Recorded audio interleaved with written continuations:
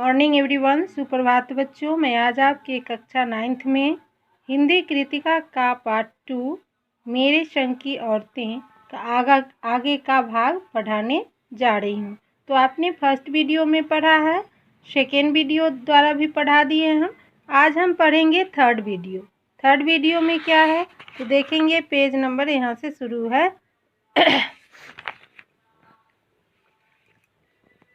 Page leak से खिसके अपने पूर्वजों में माँ और नानी ही रही होती तो गनीमत रहती, पर अपनी एक परदादी भी थी जिन्हें कतार से बाहर चलने का शौक़ था। यानी यहाँ से पढ़ाएंगे, उससे पहले थोड़ा सा इसका डिटेल फिर से सारांश सुन लीजिए आप लोग कि आपने पिछले वीडियो में क्या पढ़ा था। तो इसमें हमने देखा था कि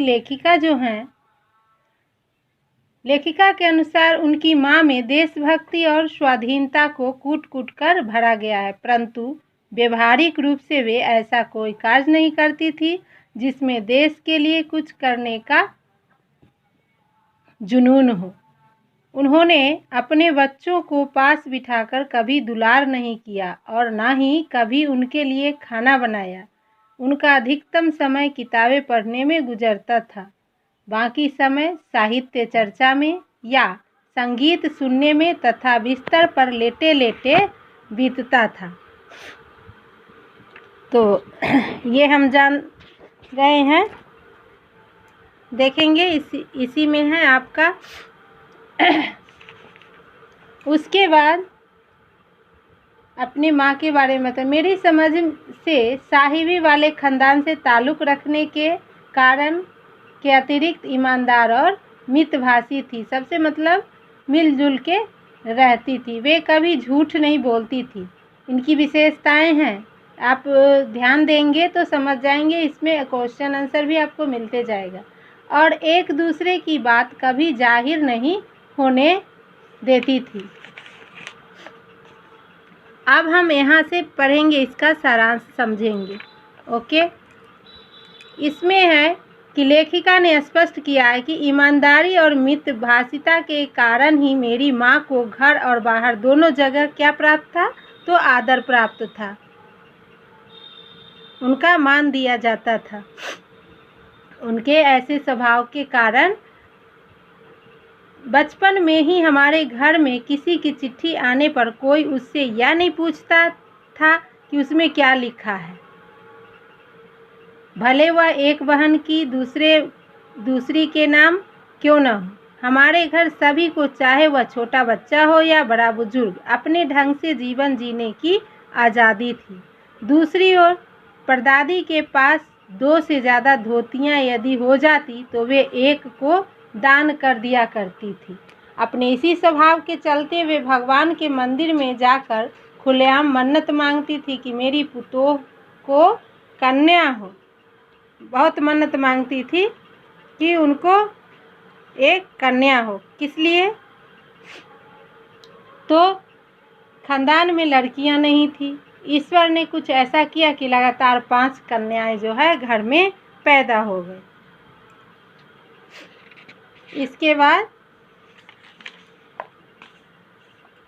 तो ये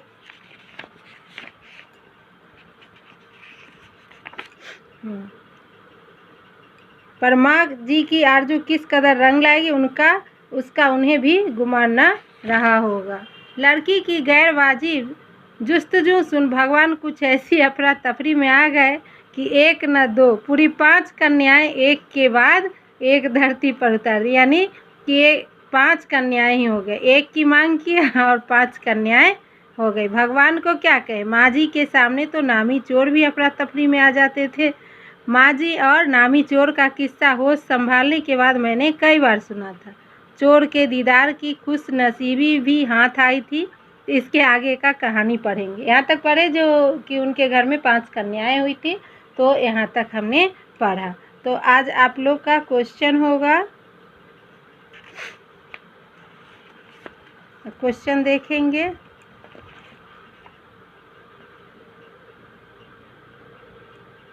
आपका क्वेश्चन है फोर्थ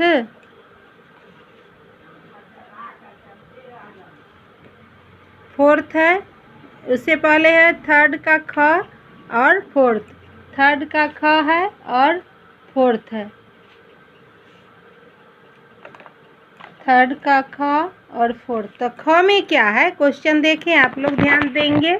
ख में है, तीसरा का ख है, लेखिका की दादी के घर के माहौल का शब्द चित्र अंकित कीजिए। तो देखेंगे यहाँ तीसरा का ख का आंसर हम बोल रहे हैं, आप सुने और लिख भी सकते हैं।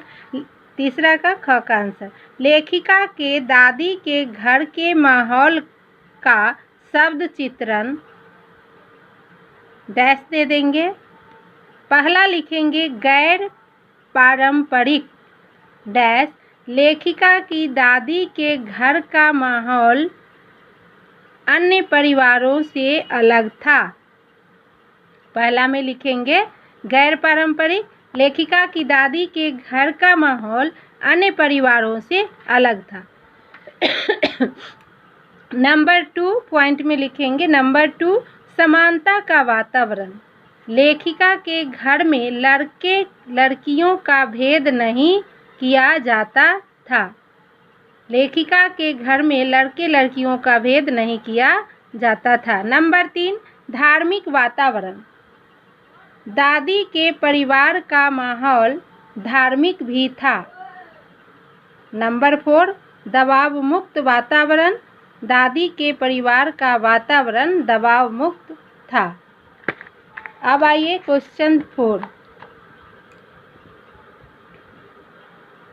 आप अपनी कल्पना से लिखिए कि परदादी ने पतोहू के लिए पहले बच्चे के रूप में लड़की पैदा होने की मन्नत क्यों मांगी। इसका आंसर आप लिखेंगे।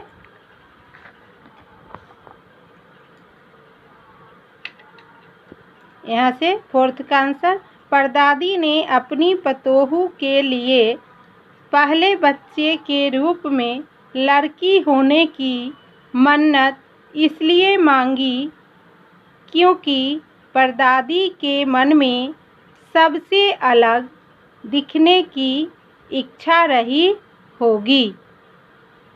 उनका एक विचार यह भी रहा होगा कि लड़की पैदा होने पर उसकी शादी के समय वे स्वयं तथा पुत्र को कन्यादान करने का पुण्य ले सकेंगी। कितना अच्छा ख्याल था। कन्यादान, ये आंसर तो आपको मैंने बता दिया। अब ये बताती हूँ कि कन्यादान जो होता है सबसे महादान होता है। सबसे बड़ा दान क्या होता है? कन्यादान होता है। इसी की इच्छा थी उनकी दादी की कि हमारे घर लड़की पैदा हो। तो इसी पर आधारित एक क्वेश्चन था। तो ये तीसरा का ख मैंने बताया यहाँ से था, यहाँ तक दबाव मुक्त था। इसके बाद 4 का आंसर हमने यहाँ से यहाँ तक बताया। अब हम फिर मिलेंगे अगले वीडियो में। धन्यवाद।